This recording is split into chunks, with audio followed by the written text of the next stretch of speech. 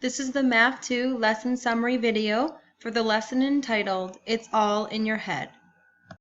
In Lesson 7, It's All in Your Head, the purpose of this lesson is to continue the idea of formal proof, which we started in Lesson 6, where we reason from a diagram and identify a sequence of statements that always start with given assumptions and lead to a valid conclusion.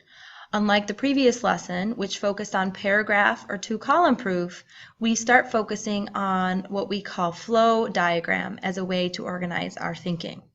There are 4 vocabulary words that we are introduced to in this lesson. The altitude, it is a line segment drawn from the vertex of a triangle that is perpendicular to the opposite side, also known as the height of the triangle. The median is a line segment drawn from a vertex of a triangle to the midpoint of the opposite side. And an angle bisector, which is a line segment or ray drawn from a vertex of a triangle that cuts the angle in half. And the last vocabulary term, perpendicular bisector of a side, is a line drawn perpendicular to a side of a triangle through its midpoint. So if we go back to Lesson 7, those definitions are in your MVP booklet, and there are diagrams that support those definitions to the right, which we discussed today in class. So we were told that Travis used a compass and straight edge, and he constructed an equilateral triangle, which we see in this diagram here. He then folded his diagram across the 2 points of intersection to construct a line segment.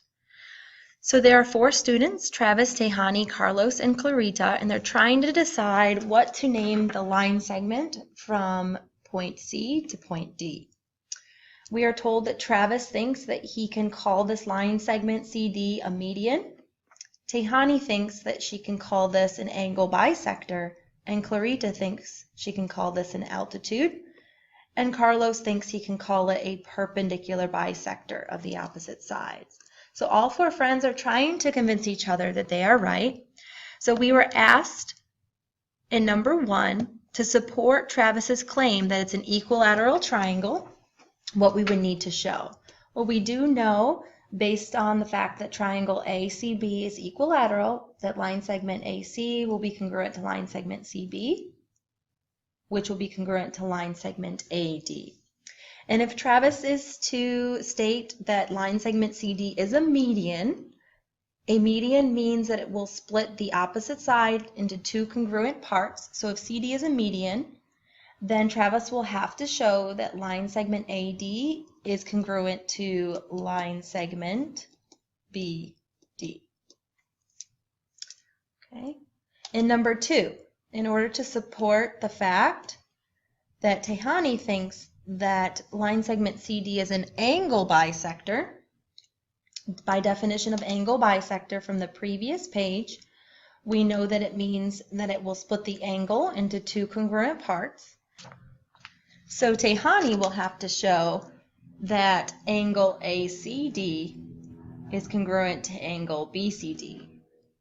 Angle ACD is congruent to angle BCD. Okay, and number 3, we are told that Clarita, again, wants to prove or show that line segment CD is an altitude of the triangle. If we go back to our definition of an altitude, it is a line segment drawn from a vertex that's perpendicular to the opposite side. So what Clarita would have to show is she would have to show that line segment, or that CD, would be perpendicular to AB.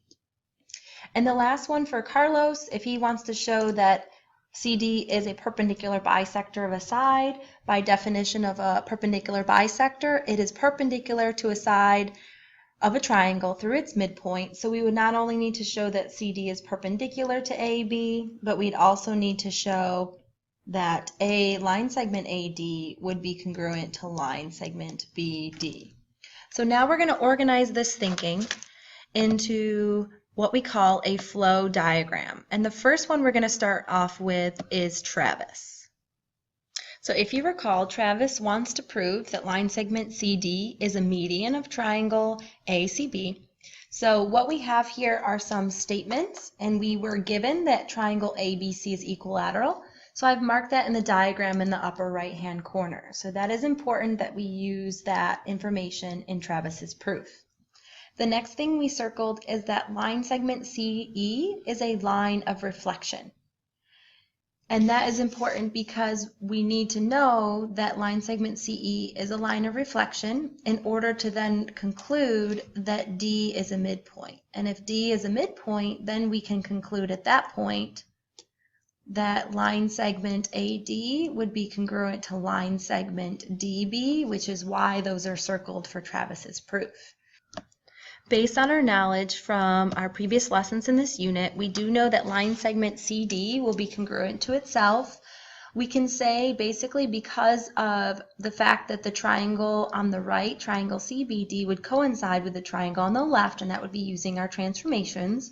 Or we could say that line segment CD is congruent to itself based on the reflexive property. So we have actually just proven that CD, line segment CD, is a median, so we've circled that as part of Travis's proof at the bottom. On the next page, in number 8, we were actually asked to use the arrows and braces in the flow diagram and use one of the reasons on number 8. So if we go to the next page on number 8, you see all of these reasons that were here. So what we did is we took these reasons to support each of our statements in the on the previous page. So if we go back here, the first piece was that triangle ABC is equilateral, and so we said that that would be number 4. If it's equilateral, then we know that AB is congruent to BC, which is congruent to AC, and I'll just write that over here. CE is a line of reflection, and that's going down to the fact that D is the midpoint.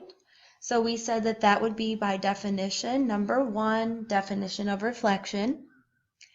If D is the midpoint then of AB, we can conclude that AD is congruent to DB, and that would be number 6, definition of midpoint. And we have now just proven that CD, line segment CD, is a median because we've already said that line segment AD is congruent to line segment DB above. So continuing on number 8, I'm going to stick with Travis's proof. We're going to go from the flow, and we're now going to organize the flow proof into what we call a 2-column proof from lesson 6. So if you look below here, we have put all of our statements on the left, and I'm just going to go about numbering each of my statements with its corresponding reason, and all of the reasons on the right. So now they're going to put our information into 2-column proof form. So all we're going to do is take the information from our flow diagram on the previous page and organize it differently into 2-column proof.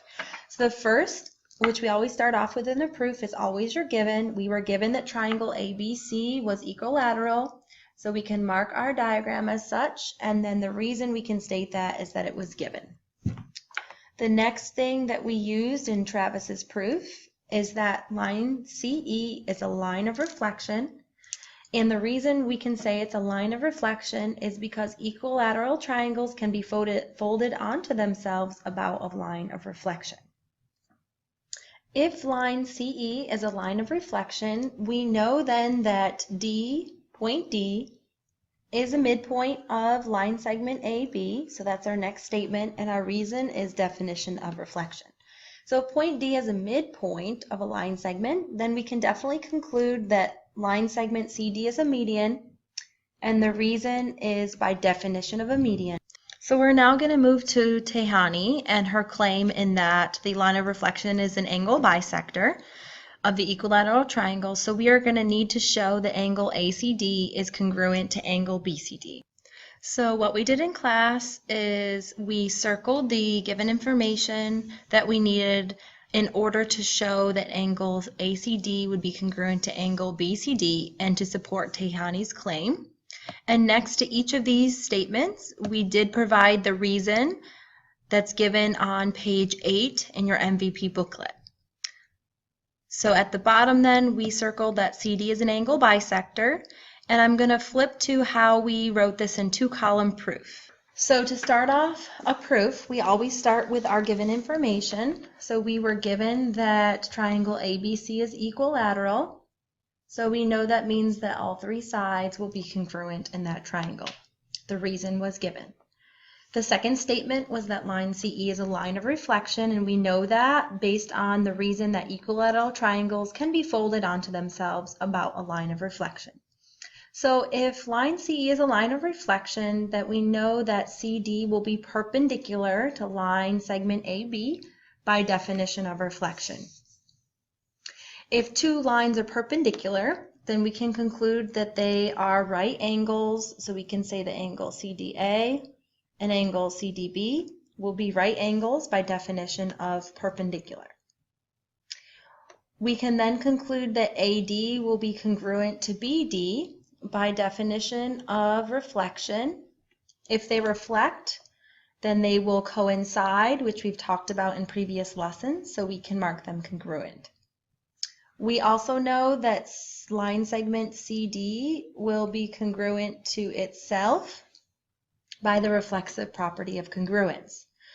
Therefore, triangle ACD, and I'm going to highlight that triangle on the left, triangle ACD, if you notice the tick marks, and the angle in blue, will be congruent to triangle BCD, which is the triangle I'm highlighting in green. We can say that they would be congruent by side angle side congruence criteria, which we talked about in the previous lessons. Therefore, if two triangles are congruent, we know that their corresponding parts are congruent, so we can then say that angle ACD will indeed be congruent to triangle BCD by corresponding parts of congruent triangles are congruent. Therefore, CD is an angle bisector, and we know that because the definition of angle bisector, and we've just proven that those two angles would be congruent. Therefore, we have proven Tehani's claim. In class, we did also discuss Clarita's claim as well as Carlos's claim, so you'll want to take a look at that. And if you need more help on the Ready, Set, Go homework for this task, please remember to check the Canvas Student Support site.